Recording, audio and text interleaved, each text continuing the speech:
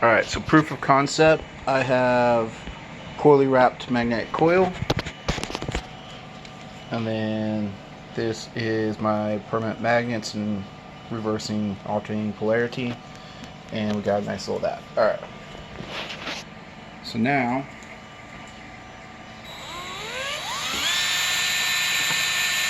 put that, and it looks like we are generating about 100 millivolts of alternating current. That's down to 85, up to 100.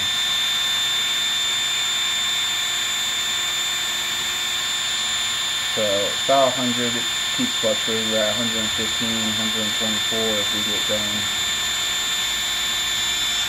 So, get that back channel to efficiency. 130 millivolts of alternating current. Can you see that?